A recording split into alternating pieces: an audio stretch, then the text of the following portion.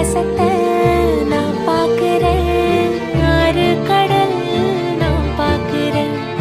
ஆகாசத்தை நான் பார்க்கிறேன், ஆறு கடல் நான் பார்க்கிறேன். கண்ணால எதையும் காணாத இவதா கண்ணீரை பார்த்தேனே. இனி என்னோட அழக பொன்னான உலக உன்னால பார்ப்பேனே.